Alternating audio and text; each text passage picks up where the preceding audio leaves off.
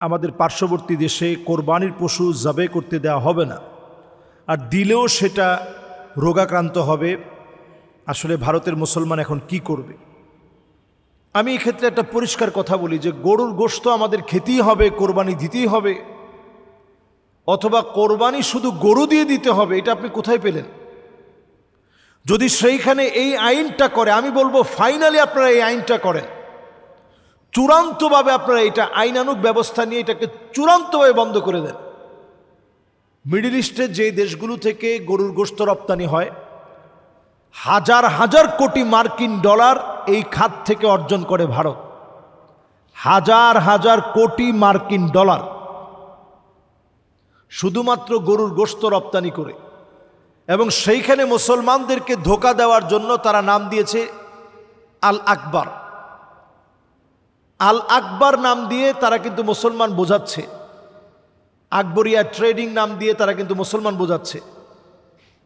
অথবা বিভিন্ন সময় তারা বিভিন্ন নাম দিয়ে আল আকবরিয়া মিট, এই গোশত আল আকবরিয়া গোশত বলে তারা মুসলমানদেরকে ধোঁকা দিচ্ছে। তারা বলতেছে ওইখানে আমরা জাবে করার জন্য মুসলমানদেরকে রেখেছি, যারা জাবে করে বিসমিল্লাহ বলে। তো তারা কিন্তু সারা বিশ্বময় তাদের যে গোমাতা আছে, সেই গোমাতাকে বিশ্বময় তাদের হিন্দুরা কিন্তু প্রমোট করছে।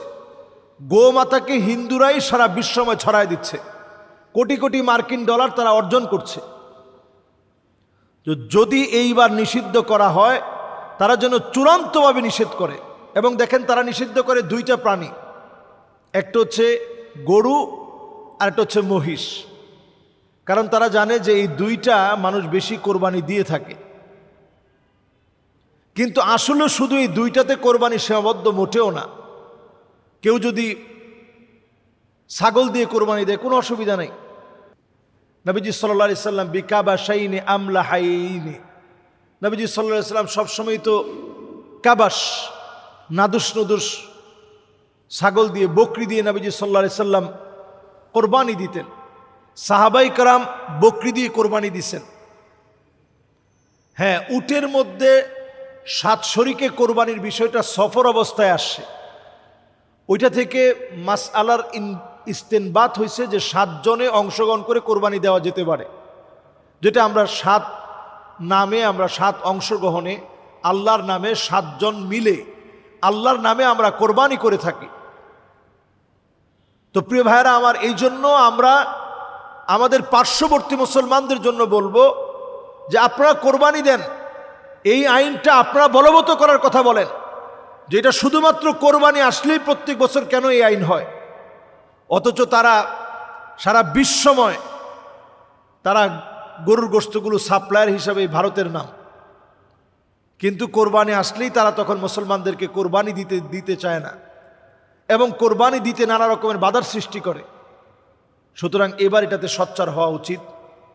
এবং আমরাও দেখি বাংলাদেশে যে কোরবানি যখন আসে, তখন তাদের দেশের গরুগুলো আসলে বাংলাদেশের গরু তখন দাম কমে যায়, সংকট তৈরি হয়, নানা রকমের সমস্যার সৃষ্টি হয়। সুতরাং তারা আমাদেরকে গরু না দিলে বরং আমরা আমাদেরটা নিয়ে যতটুকু হয়, দেখবেন এটার মধ্যে বরকত বেশি থাকবে। মানুষও দেখবেন নিজের যা আছে এটা নিয়ে সক্রিয় হয়ে মানুষ কোরবানি করবে। আমাদের দেশের পশুর ন্যায্য মূল্যটা মানুষ পাবে। যারা দিনের পর দিন কষ্ট করে একটা পশুকে লালন পালন করে, তারাও তাদের হকটা বুঝে পাবে। আল্লাহ আমাদেরকে, আমাদের দেশের মানুষকে আল্লাহ তাআলা হেফাজত করুক। পার্শ্ববর্তী দেশের মানুষকে আল্লাহ তাআলা জালেমদের হাত থেকে হেফাজত করুক। কোরবানির সময়টা যেন সত্যিকারের আত্মত্যাগের মধ্য দিয়ে আমরা উদযাপন করতে পারি। আল্লাহ তাআলা আমাদেরকে কবুল করুক। আসসালামু আলাইকুম ওয়া রাহমাতুল্লাহি ওয়া বারাকাতুহু।